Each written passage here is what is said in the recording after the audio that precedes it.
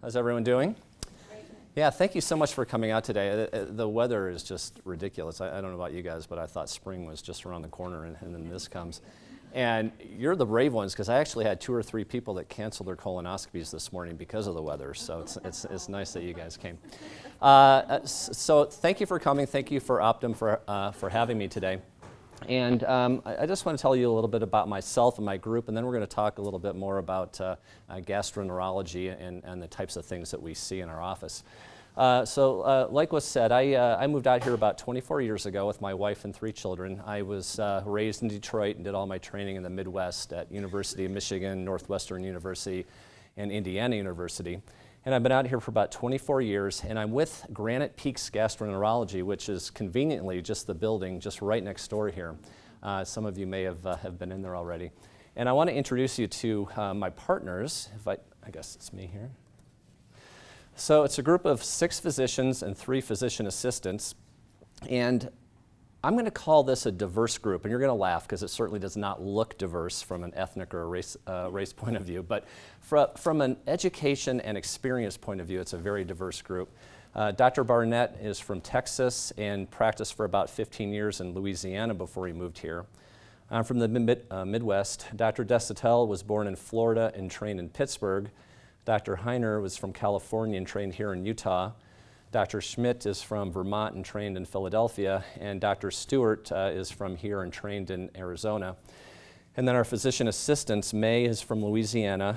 Scott trained at probably the #1 physician assistant school in the country at Duke, and Chrissy trained in Colorado and Oregon. So when I say diverse, it's certainly geographically diverse, and which I think is a good strength for our practice. The question is, what does a gastroenterologist do? Well, we take care of your digestive health everywhere from the mouth all the way down to the rectum. So if there's a disorder of the esophagus, stomach, small intestine, colon, pancreas, liver, gallbladder, it's fair game for us. And me as a gastroenterologist, my goal is to keep you healthy, increase longevity, and really try to increase your quality of life from a gastrointestinal point of view. And so today I want to talk about a few conditions that we frequently see in the office that some of you may have had before, most likely. Some of you may have had colonoscopies, but I just want to touch on some of the more common things that we see in our office today and try to gear it a little bit towards when we get older, how the GI tract changes, and especially women, it's a little bit different than men in certain conditions. I'll let you guys read this meme if you can see it. So those of you who can't see that, have a colonoscopy scheduled for tomorrow, just waiting until I can eat again, which probably hits home with a lot of you guys. So colon cancer screening is certainly one of the main things that we see. And it's funny, when I first moved out here 24 years ago, people would say to me, well, that's a men's disease, that doesn't affect women. But I think most of you know that it's a disease that can affect both men and women, and so it's important for everyone to get screened. The recommendations nowadays are for people to start screening at age 50. The American Cancer Society is trying to change that to 45 just because there's a lot younger people who are getting colon cancer and colon polyps, but that's not been well adopted yet. So right now the general recommendation is to get screened at 50. If I do a colonoscopy and it's completely normal and there's no family history, I would tell you to come back in 10 years. If we find polyps during the colonoscopy, then you'd probably come back sooner than that. I'm not going to embarrass people and ask who's had a colonoscopy, but for those who haven't, it is so simple. The worst part is the bowel preparation, which you probably know, and it has not changed in 25 years. It still tastes absolutely terrible, and you're in the bathroom a lot. But the actual procedure, 15 minutes, you're sound asleep, you take a nice nap. We have nurse anesthetists who sedate you, keep you on monitor, so it's an extremely safe procedure to have done. The question comes in and kind of geared towards, as we get older, when do you stop having a colonoscopy? And that always comes up, what's the age where you stop? And right now the recommendation is anyone between the ages of 50 and 75 should definitely have a colonoscopy. And we don't do routine screening colonoscopies for people over 85, but that leaves a big gap, a 10-year window of people age 75 to 85. Should you do a screening colonoscopy? And my argument is you really have to individualize that. Just because someone is 80 does not mean that they can't have a colonoscopy. If I have a 78-year-old person that comes into my office and they're completely healthy, I'm going to do another colonoscopy on them if I think they've got a 5 to 10-year lifespan ahead of them. On the flip side, if a 60-year-old has heart disease and dementia and kidney disease, then we may opt not to do a colonoscopy. We're going to have some questions at the end, but does anyone have any questions about colon cancer screening, colonoscopies? Nope. All right, next topic I want to touch on. So, and Oprah's right. Everybody gets hemorrhoids. And the question is if you get symptoms from hemorrhoids or not. But almost everybody has hemorrhoids. And what they are, they're dilated blood vessels, dilated veins, which can be either internal or external. And the main symptoms that people can get from hemorrhoids would be things like bleeding, discomfort, itching, swelling, and one thing that you may not think about is fecal seepage. Some people come in with the complaint that they soil their underwear after going to the bathroom. A couple hours later, their underwear is soiled. And a lot of times that can be due to internal hemorrhoids. And if we take care of the hemorrhoids, it fixes that problem. So traditionally, hemorrhoids have been treated with things like fiber supplements, keep avoiding constipation with stool softeners, sitting in a warm bath, creams and suppositories, and if really severe, people used to be sent to surgery. But nowadays, we do have a really slick way of treating internal hemorrhoids with what's called hemorrhoid banding. And one of my colleagues gave a talk on that here recently. But hemorrhoid banding, and it's for the internal hemorrhoids, consists of putting little tiny rubber bands around the bases of the hemorrhoids, makes the hemorrhoids shrivel up and go away. And we have about a 90 to 95% success rate in doing that.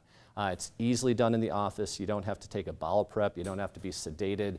It's painless, and it's covered by insurances. And so I guess my main point with hemorrhoids is you don't have to live with them. They're definitely treatable, and we can get rid of them. So anyone who has friends or family members with hemorrhoids can certainly send them our way because it's a very simple thing to do. Questions about that at all? I can't believe it's painless. Yeah, so have you had it done? No. So now I'm thinking, oh no, did you have pain during? So yeah, so it's pressure, and I'll say that. And so anytime you put a little plastic tube into the rectum, it's pressure, but there's no nerve endings where we put that little band, and so you don't feel pain from that. And so you may have a feeling of pressure during the exam. You may feel like there's a little squeezing sensation in there for a couple hours, but it really is painless to have done. So, all right, next thing, which is very common in our practice, is heartburn. And heartburn, really common. Again, almost everybody gets heartburn sometime in their life. And the question is, when would you ever go see a gastroenterologist for heartburn? And the times that I would get, the times that I would get worried if someone had heartburn would be if they had other symptoms as well, such as difficulty swallowing, if they were getting bleeding, pneumonia, weight loss, things like that are a little more worrisome. But heartburn alone is usually a benign condition. 99% of the time it causes no problems. But if heartburn is severe, it can cause some narrowing in the esophagus, some scar tissue, which can cause food flow to go down. If it comes up high enough, it can be aspirated into your lungs and can cause pneumonia. And the worst case scenario is that it is a risk, chronic heartburn is a risk for esophagus cancer. And so the question that people would have, well, I've got heartburn, how do I know that I should see a doctor for this? The good news for women is esophagus cancer is way less common in women than it is in men. But if you were to come into my office and see me for heartburn, the things that I would ask you about and the risk factors that potentially would increase your risk of having esophagus cancer risks would be a family history of esophagus cancer, if you're a prior smoker, overweight, if you have frequent daily heartburn. Some of those things would probably prompt me to recommend an endoscopy to take a look in the esophagus looking for any precancerous changes in the esophagus. So if for someone with heartburn, you guys probably all know this already, that we usually start off with lifestyle modifications. Things like no smoking, no drinking, cutting back on caffeine, cutting back on fatty food, not eating right before you go to bed at night, weight loss. Some people who have nocturnal heartburn at night keep the head of their bed elevated to try to keep the acid down in the stomach from gravity. So there's a lot of ways to treat heartburn from that point of view. And I kind of take a stepwise approach after that. Certainly antacids are fine, Tums, Mylanta, Maalox, things like that. But then if that doesn't control the heartburn and you want to take a medication for it, the next step up is usually something like what's called an H2 blocker like Zantac or Tagamet. And if that doesn't do the trick, then the next step up is the highest level is what's called a proton pump inhibitor, things like Prilosec, Prevacid, Nexium, which you guys have probably heard of. My approach is I want you to be on the minimum amount of medication necessary to control your symptoms. And so if we can do it from a dietary point of view, great. If you need to take a little Zantac or something like that every night, fine. If you need to be on a proton pump inhibitor to control the heartburn, that's fine, but you have to know there are some potential risks of that. And some of you guys may have seen that in the news recently, that the longer you're on a medication like Prilosec, the more risk of infections, more risk of not absorbing calcium, magnesium, vitamin B12, things like that. And there have been reports as you get older of bone fractures in people who have been on chronic Prilosec. And so I see this all the time that someone comes into my office and says, oh yeah, I've been on Prilosec for the last 20 years. Well, why? Well, it's just what I do, just what I just take Prilosec every day. And our goal is to try to get you off the Prilosec if we can and try to do it more naturally with dietary modifications. Questions about that at all? Yeah, so One of them. so the generic name for Prilosec is omeprazole, and then you've heard of pantoprazole, lansoprazole. So I don't want to say that it's bad to take. Just know there are risks to taking it, and the most common are infections because you're getting rid of the acid in the stomach that a lot of times protects against infections, and so you're more prone to infections like C. diff, if you guys have heard of that bacteria in the colon. And it certainly, there's a decreased absorption of certain minerals which can lead to bone fractures. I don't like these things, but if you get online, people say, oh, there may be an association with dementia, with heart disease, with lung disease. That's not been proven at all, so I don't want that to scare you. But if you need to take the omeprazole to control your symptoms, if you have precancerous lining, then sure, we may need to do that. But if you can get off the omeprazole or even take it once every other day, just the minimum amount that you need to be on to control the reflux would be ideal.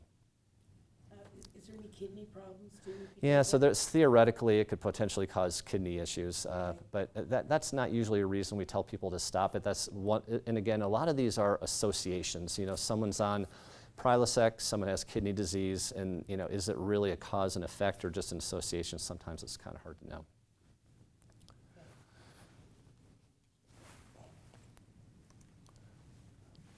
All right, so this is the constipation diarrhea talk. So just from a reference point of view, very, very, very common symptoms, of course, that we see in a GI practice. But I kind of like to tell people, if you are moving your bowels 3 times a day, if you are moving your bowels once every 3 days, you're actually in the normal range. And so, people say, I'm having a bowel movement once every 2 days, there's something wrong. Well, probably not. It's probably just normal for you. But certainly, if you get to the point where you're having discomfort, bloating, if diarrhea is interfering with you going out, then that's certainly a reason that we need to talk and figure out what we can do. Diarrhea certainly can get worse as we age, and there's a lot of reasons for that. Number one, medications. So like the Prilosec we were talking about can certainly cause diarrhea. Metformin for diabetes can cause diarrhea. Cholesterol medicines, there's a lot of different medications that can potentially cause diarrhea. And if you were to come in, that would be the first thing I would ask you is, what medications are you on? Because that frequently is a cause of diarrhea. in your age group, there's a very common type of colitis called microscopic colitis that affects middle-aged women, which it's nice to know about if you've got that, because there are specific therapies for that can make you feel a lot better. And then certainly chronic infections like C. diff and other things can cause diarrhea. But the list of things that can cause diarrhea is huge.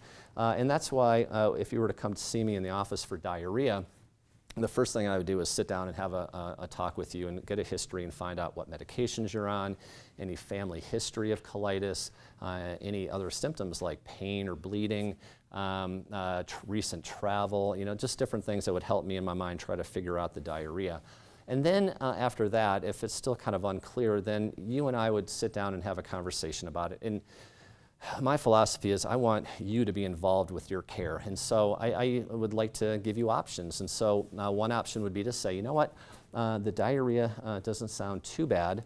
For the next month, why don't we try to take a daily fiber supplement? Why don't we try to take a daily probiotic? Why don't we get rid of certain things in the diet like dairy or artificial sweeteners or gluten, and just to see if it makes any difference with your diarrhea. And I've got to tell you, probably about half the people I say that to and tell them to come back in a month, I never see again, because they get better with those kind of things. But the people that do come back, then if they don't get better with conservative measures, we certainly want to evaluate that further. Whether that be with stool samples, blood tests, or a colonoscopy if you haven't had that done recently. And that's the best way to look for that microscopic colitis and other conditions in the colon that could potentially cause problems. You mentioned probiotics. Mm-hmm. Do you have a favorite, or do you do different probiotics for different conditions? Yeah, we don't, and it's one of these, there are 1,000 probiotics on the market, and there's really been no great head-to-head studies now which one's better, and they're really expensive. And so my thought is find the cheapest one that works for you. And so acidophilus is pretty cheap. The problem is you have to keep that in the refrigerator. A really easy one to take is Align, A-L-I-G-N. It's just one pill a day. You don't have to refrigerate it, but I think it's about 20 or 25 bucks. So they're really expensive to take things like that. Sometimes, and again, me saying that there's not a huge difference, sometimes if I have people that don't get better on one probiotic, VSL3, you guys may have heard about that one, has a lot of different strains in it and works pretty well. But a lot of times the probiotics alone will get rid of diarrhea. And it's interesting to me that I'll have people come into my office with their 32-ounce Diet Coke. Why am I having diarrhea? And you may want to try to cut back on the artificial sweeteners a little bit to make you feel better. But I guess the point being with that is you don't have to live with diarrhea. That if you have it, 9 times out of 10 we can figure out why and make you feel better with that. Flip side of that is constipation, which certainly gets worse as you get older for a variety of reasons. And sedentary lifestyle, constipation can certainly be worse if you're not out exercising. Medications can make constipation worse. There is a slight predominance in women, but men seem to complain about it more than women do. And I've got to share this story. This is so funny. I've got a brother-in-law in Michigan, and he gives me a daily bowel update. And he's 60. Hey, Chris, just wanted to let you know that the Linzess is working well. I'm taking it every other day, and I'm going to the bathroom every 2 to 3 days instead of 5. Yesterday was a little rough. I may take some Colace. So I get these like daily, this daily bowel update. So really, men are much worse than women when it comes to complaining about it. And so if you were to come in to see me with constipation in the office, then again, I'd get a history, find out what medications you're on, what kind of exercise you get. The things that would get me worried would be if you had other symptoms with it, rectal bleeding, abdominal pain, if there's a family history, or I'm sure you guys have all heard the change in stool caliber. So if you normally have normal bowel movements and all of a sudden they're pencil thin, that could be kind of worrisome that we'd want to evaluate with a colonoscopy. And again, we take a kind of a stepwise approach to constipation, starting with increasing the fiber and fluids in the diet. Next step up, we certainly have people take fiber supplements like Benefiber, Metamucil, things like that. If that doesn't help, adding a little Miralax, a little electrolyte lavage can certainly help get things going, stool softeners. But if none of that works, the medications we have now are great for constipation. There's one called Linzess, which is just a 1 pill a day. Again, back to the cost thing, you know, these medications sometimes are not covered great by insurances, but if they are, they really do seem to work well. But again, just like my main theme today with all of this is you don't have to live with constipation, because we can always figure out what's causing it and almost always get you feeling a lot better. And so just to wrap things up, from the other things that we see in a gastroenterologist office, certainly abdominal pain, nausea and vomiting, gas and bloating, fecal incontinence, which is never something fun to talk about, but we certainly deal with that, difficulty swallowing, and then some of the diseases I didn't touch on today, any type of liver disease such as hepatitis C, celiac disease, irritable bowel syndrome, the inflammatory bowel diseases like ulcerative colitis and Crohn's disease, ulcers, pancreatitis. This is all of our specialties, and certainly if you or family members or friends have anything like this that bothers them, we would be more than happy to see them. And just a little plug for our office, we can get people in within a couple of days in our office, so if there is any emergent condition, just let us know. So I'm going to open it up. We have a few minutes for questions from.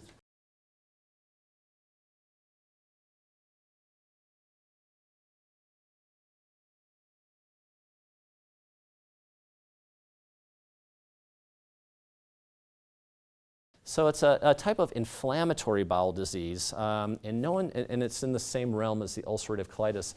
No one really knows why you get it. You're probably born with a genetic predisposition to get it, and then just sometime in your life you get it. And it's kind of a funny distribution that teenagers and young adults get it, and then in 30s and 40s and 50s it kind of tapers off. But then in the 70s, some people can get it for the first time as well.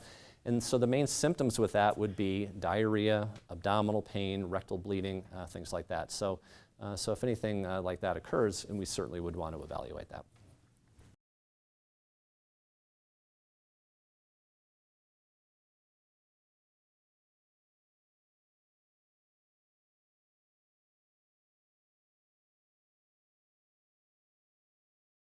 So diverticulosis are the pockets off the colon. And so if you were going to take a look at a colon, which is just kind of a straight tube, diverticulosis are these little pockets that can occur off the colon as you get older, or people with constipation. And normally they don't cause any symptoms, but if they become blocked, they certainly can become inflamed and can cause diverticulitis, which means inflammation, and that can cause usually lower abdominal pain and fever.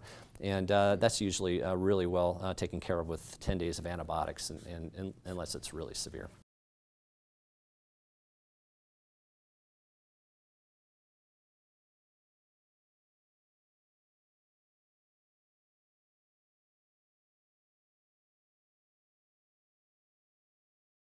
Oh yeah, so that's the one of our favorite things that we see. So because it's almost always diet related, and you know, there's a lot of different reasons for it, but 9 times out of 10 it's someone who's eating something that's just not being digested very well. Dairy, huge, especially as you get older. Dairy can be really hard to digest and can cause a lot of gas and bloating. Artificial sweeteners like chewing gum, Diet Coke, what's in fruit juices, things like that are hard to digest. Gluten, even though people may not have celiac disease, there's a lot of gluten intolerance that can cause a lot of gas and bloating as well. Swallowed air is probably not as big of a deal. I mean, there's some people that swallow a lot of air when they eat and get bloated from that, but usually it's something that you're eating. And so if I see someone with gas and bloating in my office, that's the first thing I'm going to tell them to try, is to avoid certain things in the diet, and we go over all that in detail. If that doesn't help, actually sometimes giving a short course of an antibiotic to kill some of the bad bacteria in the gut can help bloating as well. So this is not a lost cause. Gas and bloating is something that we can usually get under control.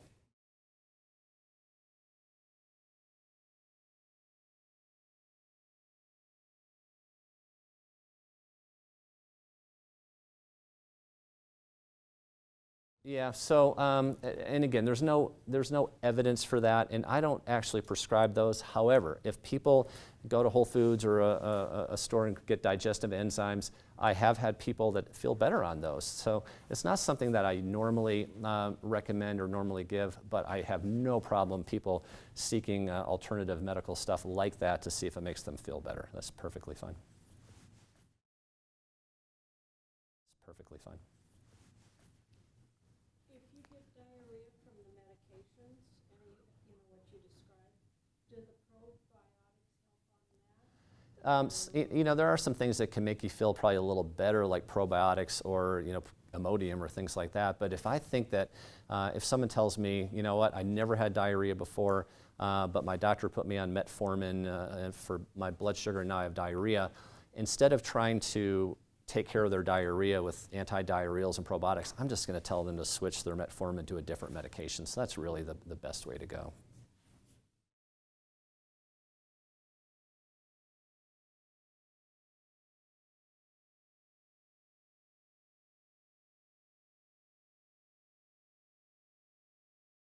Yeah, no, I appreciate that. So your bowels do change as you age, and but the things that would worry me would be other symptoms like, well, my bowels are changing, I'm getting a little more constipated, but if you've got bleeding, pencil thin stool, abdominal pain, weight loss, anything with that, I would definitely talk to your doctor about that.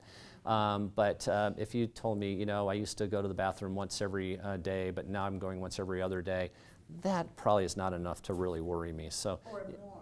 yeah, or more, yeah, or more. Yeah, But 3 times a day. it's probably worth talking to your doctor about it. Either your primary care or make an appointment with me, because there could be some things contributing. Is it a medication you're on? Is it something in the diet you're not digesting very well? I mean, there are some other things to think about. Not just aging is one of those things that I'd say, let's make sure there's nothing else going on before attributing all of it to getting older. But, your bowels do change as you get older, so.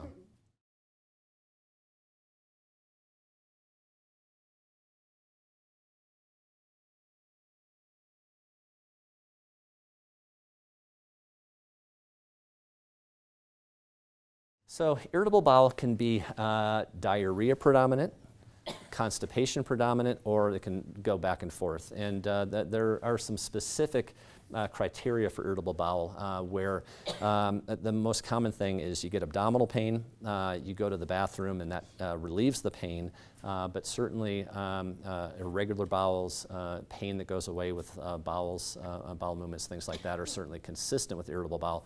Problem with that, that's almost one of these diagnosis of exclusions as well, that there's no test for that, and so we want to make sure there's nothing else going on before attributing it. And I've got to tell you, it's pretty unusual for someone over 50 or 60 to come in with altered bowels and me to make a diagnosis of irritable bowel. It's usually something that they've had their whole lives, and so if someone comes in and says, I've been irregular my whole life and I get this crampy abdominal pain that goes away when I move my bowels, then that certainly sounds like irritable bowel. But in someone who's over the age of 50 who all of a sudden develops a change in their bowels, I would be hard-pressed to blame it on IBS.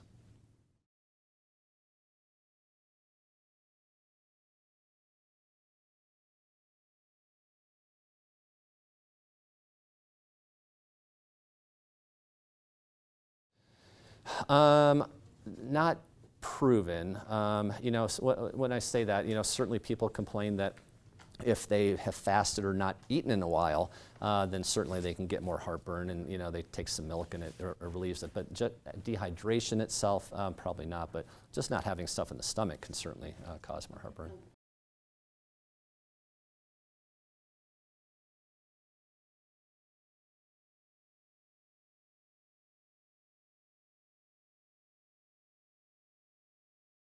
Yeah, do we have all that on our website? Yes. So we can. We'll give you our website address from up here. Okay, and but go, and we've got a lot of information there, and a lot of dietary things for reflux, dietary things for gas and bloating, and which certainly could make a difference. Yeah. Well, thank you so much, you guys. I really appreciate the last half hour talking to you.